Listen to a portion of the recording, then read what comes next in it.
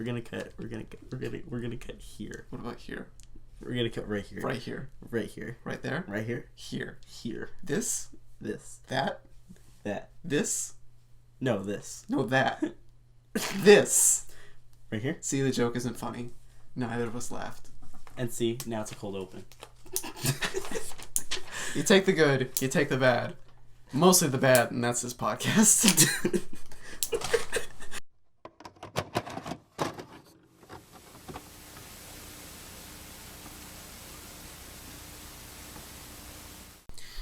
Hello, this is On the Couch with Josiah Shoemaker. I have here my good friend, and we're going to talk about Final Space because it is premiering today. But let's talk about the story, like the pacing, the way that the story is made. Do you like it? Do you like this? Do you like this overarching plot throughout a whole season? Because that's my bread and butter. Like there's this huge plot that goes over the whole season. And then there's like little tiny adventures in between that kind of stitch together. I think that works better with the sci-fi, which is what they're going for. I don't think that works as well with comedy. Yeah. Like look at any like sitcom or even like Rick and Morty or Futurama. It's always you have the setup, you have the like problem, and you have the punchline at the end. Yeah. And the entire episode is just one joke. Yeah. Whereas with this, it's the entire series, and you're gonna have the full plot. Right, like with Rick and Morty, it's like they're saying, "Haha, life sucks." Am I right, everybody? And then making fun of like sci-fi tropes or different tropes, or stuff like that. Or the government. Just like there's always or like literally anything. There's always one joke that they're always going after, and I do agree that is kind of weird. But I honestly. I adore what they've put out so far. I love it, and I'm craving more. I think it's going to be hard to do in the comedy format, but I think that they can definitely do it. Yeah, because it's really hard to have a super serious, long plot. That's a tonal issue. It's really hard to have a super serious plot with comedy. Mm-hmm. In my opinion, I think they've struck a balance, or they almost have struck a balance. They're either on the edge of spacing it out enough, or this is just what we're gonna get. I think it's what we're gonna get. Yeah, you don't think that they can change it at all? No. Olan Rogers, I don't think you can improve. I think that you can get better at English. Up top. Comedy. Characters and voice actors. Yes. So, Gary Space, the main character. I didn't empathize with him whatsoever.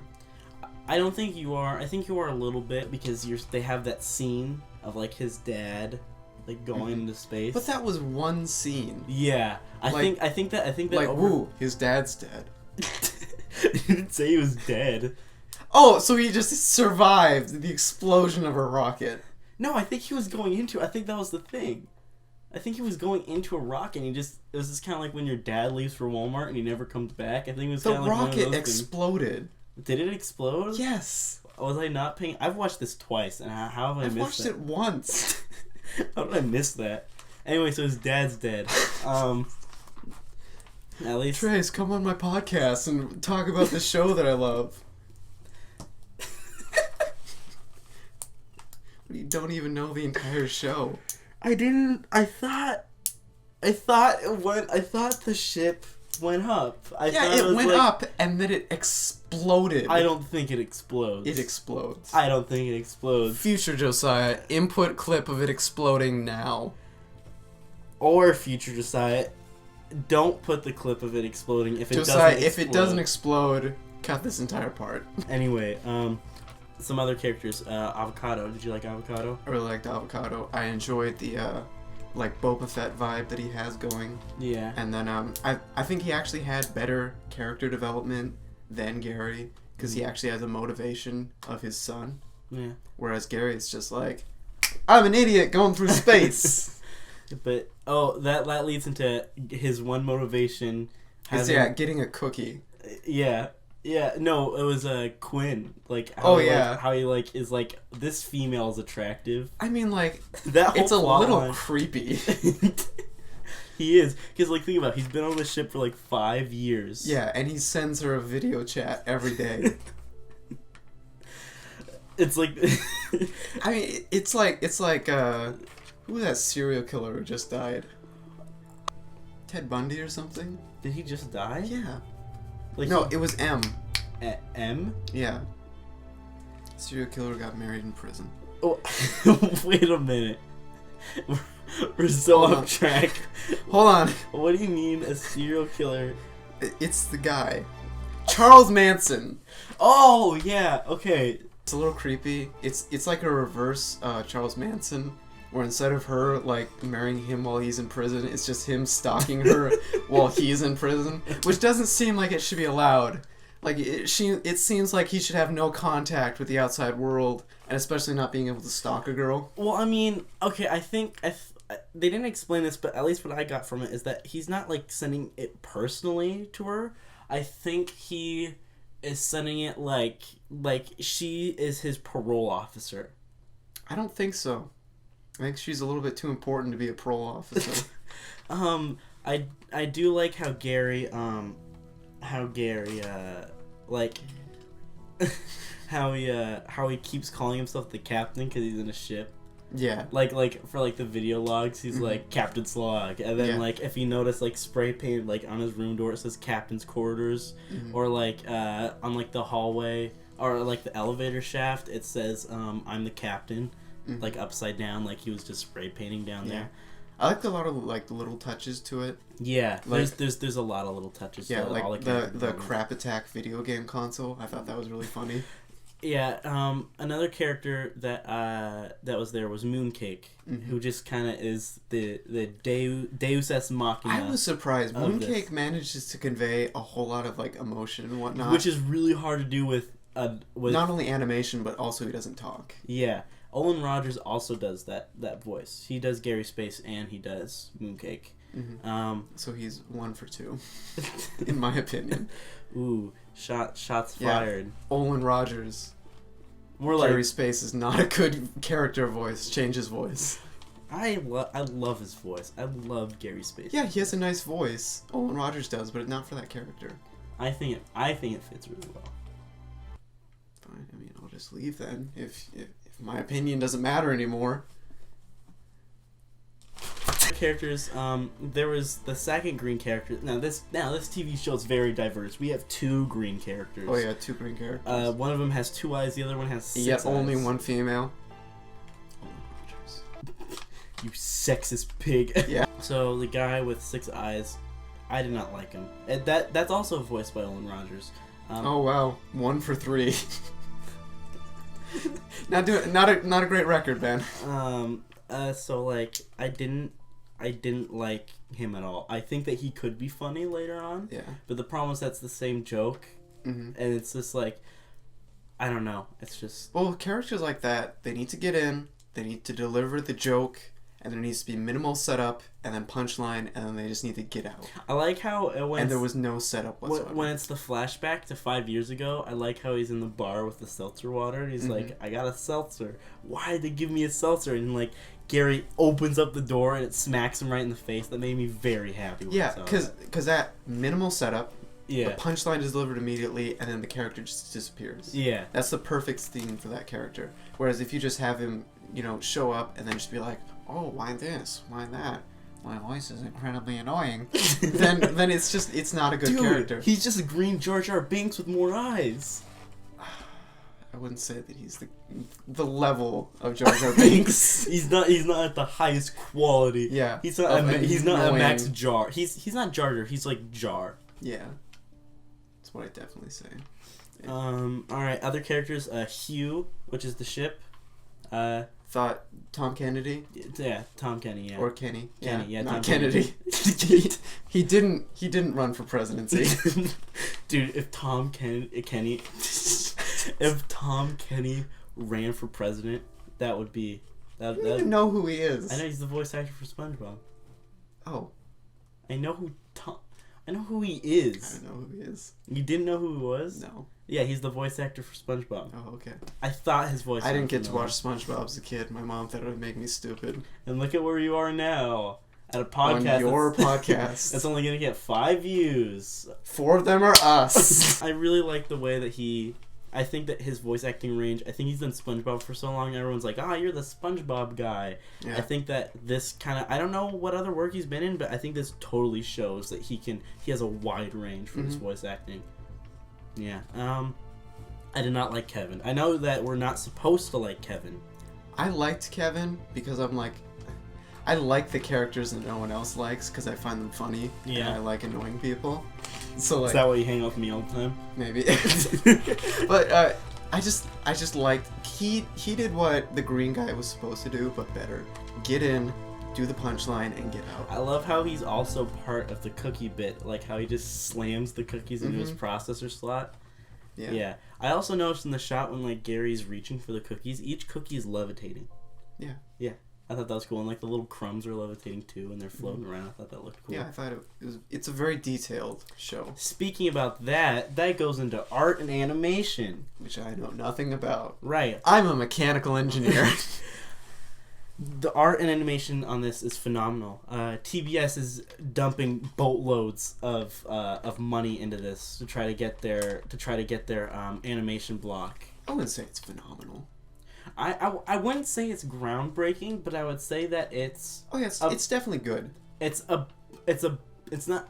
I don't want to say above average because that has like a bad connotation to it. It's not god tier, like where each frame is done because I don't think any of this, because like what the common thing to do in animation is to draw everything by hand, scan it in, trace it with a computer, color it in the computer. That's how shows like Adventure Time, Bravest Warriors, shows like that are done like that, and that's just kind of the standard because you get really fluid motion with that. I could tell that this was all done with Flash, but the people that were using it knew what they were doing. Like everything bounces really well. Like instead of like Toon Boom and Family Guy, people that make Family Guy use Toon Boom, which they have like pre-drawn animations, and they basically just click and drag for that animation. That's why there's like 5 poses for each character in Family Guy, and that's why it looked really, really bad. But here I could tell that they animated each part, and they had everything. Because in Flash, you tell something to move somewhere else. That's how you do it. You don't draw each frame. So I could tell that they took effort to like, it goes here, and then back here a little bit, so it kind of has like a bounce to things. That happened with Gary's hair was detailed like that. Everyone's limbs were detailed like that. The scenes when like they were running, like the camera was actually like shaking, which is pretty hard to do. Yeah, it was definitely a very natural feeling movement. Yeah. It's just there's nothing like groundbreaking about it. Yeah, I would say that the color palette's also really good. I'd say that the colors, I like the colors. It looks very pastel to me. There wasn't anything that was very vivid. I love pastels, that's why. I like vivid colors. Well, you're wrong. I think animation is the best medium for comedy. Because you can break literally the rules of physics for a joke. Yeah, like there are really good physical comedians like Mr. Bean, Pee Wee Herman. Like, yeah, well, definitely slapstick has been around for years. And I think that there are definitely people who perfected it. The thing is that like you can't get a squished hand reaching into a levitating cookie jar in the physical. Yeah. I think that like things like Family Guy could be done in live action. Yeah, that's why I despise Family Guy. I absolutely hate it. I have no opinion. Okay, I just think it's horrendous. I've never seen it. But like, so like every single time I watch it, like from an animation standpoint, I'm like, you can do that better drawing wise, or you could do that in a realistic sense. You could do that in the physical world. But like everything they do here, you can't. I mean, you could, but it would just be a CGI nightmare. Yeah. But like. Just turn it into episode 1 of Star Wars. Star Wars Episode 1, Final Space. So yeah, they use animation to their advantage at every way. Yeah. Like I don't think like having someone's arm ripped off, like that comical bit when like the Lord High Commander and there's like blood squirting everywhere. I like that bit a lot. I thought that was funny. Yeah, I thought it was pretty good. I don't know. I think they do a really good job of conveying emotion. Yeah. It. Like when, what is it, Guacamole, the cat guy? Avocado. When Avocado was like watching his son get dragged away, you see like the pain of a parent watching his child get torn away. The animators knew what they were doing. And it's like a blank it's just like a 2D image, yet you see all that emotion, like micro emotions in it, and it's really incredible. Yeah, I also liked. Let's talk about some of the jokes that like we really liked. I liked the blood squirting. I liked the bit where like he goes to like the family. And, like the dead skin. Yeah, that was really funny. I like the part where like the guy with the glasses, he like calls Gary a primate, and like how like he's inferior because like we ourselves as humans, we think that we're like the best organisms in, like the whole world. And I just think it's funny how like because we're the only organisms that make planes. I mean, I think we have some bragging rights. But I mean, like, if like there was life out there and there was, we would be like, I'm guessing like since we would be called prime. Like I just thought that was funny. Yeah. I liked the bit. You also liked it too about how like the Lord High Commander. There's like the dark. I'm pretty sure that this had to be ad-libbed. But it's the dark zone, and there's like slugs there. It's an eternity where slugs crawl on you, but there's no, and the only way to get rid of them is salt, and there's no salt. Yeah, that was really good. I like how they use comedy to world build a little bit. Like there was that bit where the street meat. That was really funny. Just him like and like the guy gets liquefied. Yeah, because that like showed the danger of him being around without the like ID card or whatever. Yeah, but it was also really funny. Yeah, I did not like the part when like, because it didn't make sense to me when like Future Quinn goes into the ship. I think that needed. That's going to be a setup. I think that's going to be that's obviously a setup for later. But I think it feels wrong because there's no payoff to it. Yeah, because like Kevin even tries to tell Gary, and he's just completely oblivious. He's like, "Haven't you heard? I'm getting a new arm." Also, like after like his arm gets ripped off, he's like totally fine. Like he's just like. Well, I mean, wouldn't you be? I mean, if. Your arm is off. It's just one arm. You have two of them. I like how even when he's like cutting the bone, this kid, like when Avocado's cutting the bone, he's just like, He's not cutting the bone. He did. Remember, he had to take like the caps off the bones, and then he put like the metal piece on. Also, the fact that he got a robot arm in like episode 2 out of 10. Yeah. Because I noticed in like all the trailers, like I noticed he's gonna be RoboCop by the end of it. I noticed in all the trailers he had a robot arm. I was like, "Oh, that's spoiled." But I'm glad they did that like earlier on. Yeah. Because I've been following this show for a long time. I saw it once a week ago. Is there anything else you want to add? No. I thought it was good. It's no like Futurama or Rick and Morty or Steven Universe or those like really high end ones that I think it's gonna have a following.